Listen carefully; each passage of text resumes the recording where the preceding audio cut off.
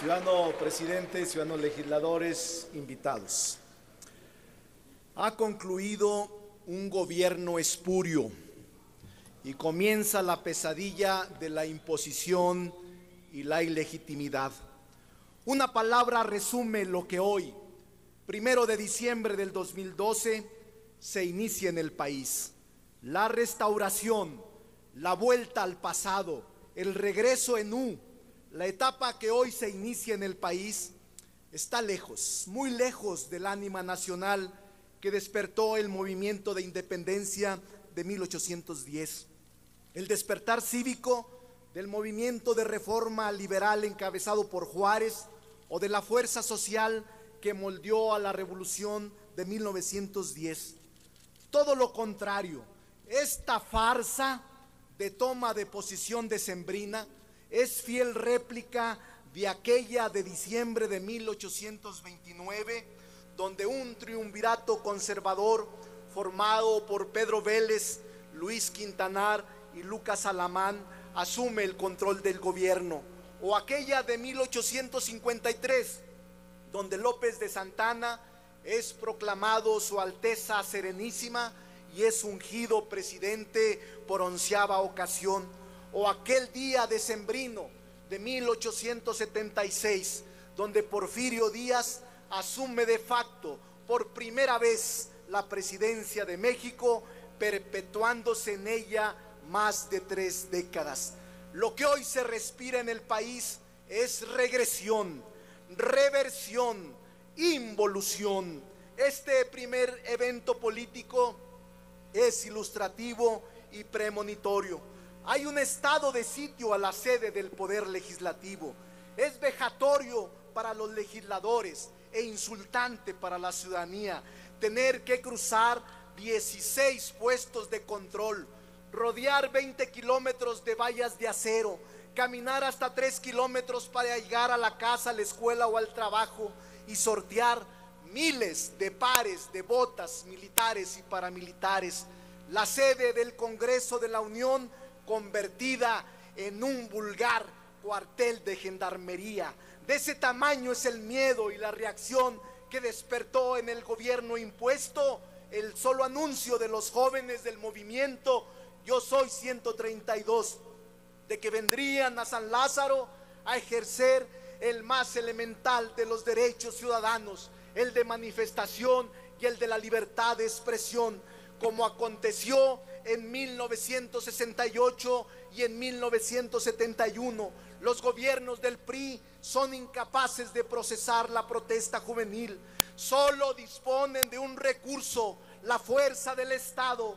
Ayer esa fuerza se usó para masacrar a los jóvenes. Hoy se está usando para reprimirlos.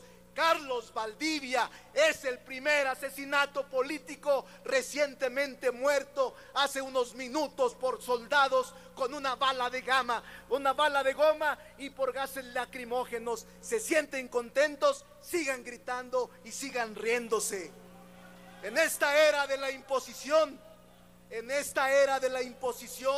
el primer acto legislativo y político convenido entre el PRI y el PAN fue la contrarreforma laboral, la más cruel e injusta en contra de los trabajadores, que sepultó las conquistas de la clase obrera. Muchos trabajadores y jóvenes del país no conocen el alcance y el perjuicio que les causará. El PRI y el PAN son responsables de mantener los salarios mínimos más bajos del mundo, equiparables con países como Haití. El PRI y el PAN son responsables de elevar a rango constitucional la corrupción, la deshonestidad y la impunidad. La adquisición de un avión presidencial por más de 350 millones de dólares es quizá el más gráfico ejemplo de los tiempos de retroceso que soplarán a partir de hoy en el país. En un gobierno fiscalmente vulnerado y en un país socialmente empobrecido, comprar un avión de tal lujo y ostentación no es precisamente un signo de altura de miras, sensibilidad o moderación, sino todo lo contrario, de autismo, frivolidad y gloria vana. La restauración no puede ni debe ser el destino de una gran nación como lo es México. La presidencia cambió de siglas como ahora, pero el país no cambia de rumbo, no cambia de dueños. En los últimos 25 años, el rezago económico, la degradación social, el atraso educativo y el deterioro político han tenido un rostro bipartidista. Con el PRI, el país creció apenas el 2% en promedio. Con el PAN, menos del 1.9%. En un solo día, con aquel error de diciembre del 94, el PRI dejó sin empleo a 5 millones de trabajadores. En 2 años, el PAN anuló la fuente de trabajo de 7 millones de mexicanos y mexicanas. PRI y PAN han sido una portentosa fábrica de pobres.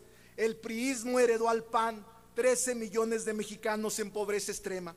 El PAN le entrega hoy al PRI 12 millones de nuevos pobres, 25 millones de mexicanos que sobreviven con $2 al día. Es decir, el PRIAM produce 1 millón de nuevos pobres por año. En 25 años, los gobiernos del PRI y del PAN dispusieron de la renta petrolera más alta en la historia económica de México. Más de 15 billones de pesos, equiparables solo con la riqueza que extrajo la corona española de la Nueva España. ¿En qué lo gastaron? En una sola expresión se los digo: corrupción y dispendio. En 25 años la democracia no se ha traducido en progreso y bienestar para el país por una poderosa razón. PRI y PAN hicieron de la transición una transacción. Hay transacción, no transición, cuando se promueven reformas que benefician a las élites políticas y económicas, no a los ciudadanos. Hay transacción, no transición, cuando la democracia se reduce a un sistema para la circulación de las élites, pero no para la movilidad social y política de los ciudadanos. Hay transacción, no transición, cuando se busca imponer una visión conservadora y fundamentalista de nación.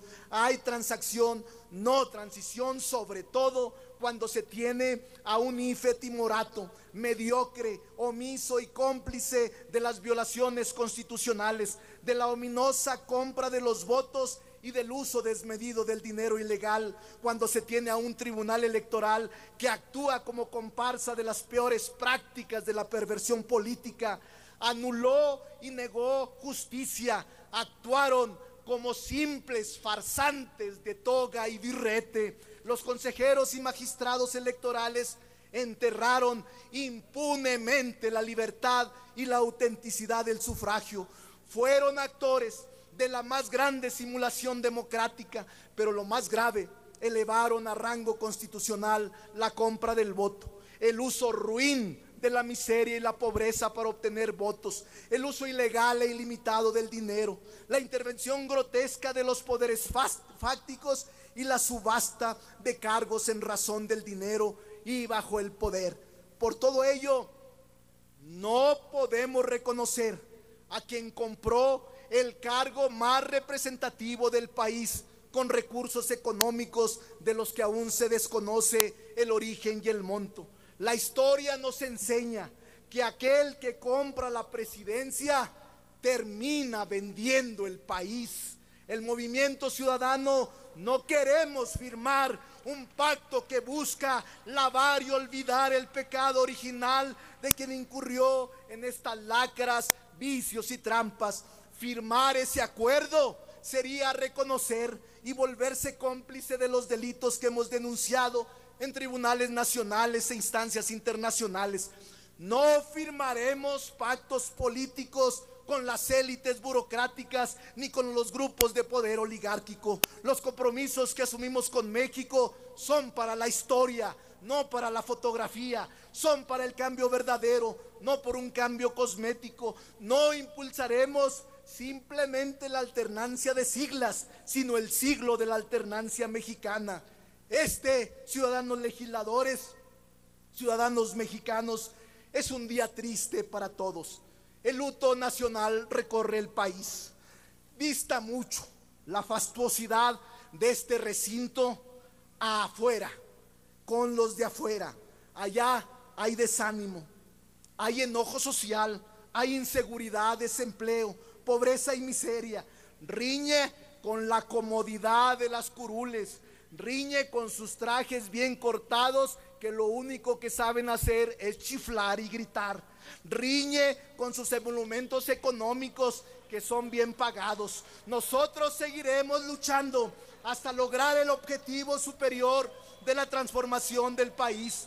Seguiremos señalando con razón y argumentos que la justicia en México se vende al mejor postor, que los ministros, consejeros y magistrados son nombrados por cuota política, despreciando la honestidad y talento de jueces y académicos rectos, que es una justicia putrefacta la que ustedes encabezan.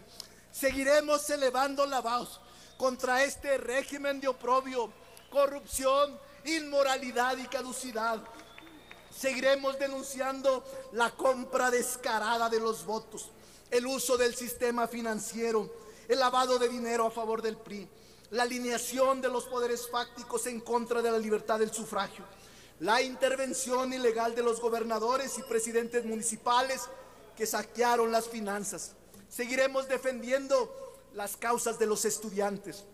Seguiremos denunciando a los gobiernos genocidas como el de Calderón, que ha dejado al país en un océano de sangre y violencia por su guerra torpe y absurda y por la complicidad impune de los altos mandos. Seguiremos defendiendo el petróleo y la energía de la privatización. Seguiremos denunciando el saqueo y el pillaje. Seguiremos alzando la voz contra los feminicidios, contra los crímenes de odio, contra las desapariciones forzadas, contra todo aquello que es una lacra y que ustedes... Señor diputado, sea tan amable de terminar. Concluyo, presidente. Seguiremos defendiendo nuestros principios. Sépanlo bien. No vamos a transar dádivas con el poder.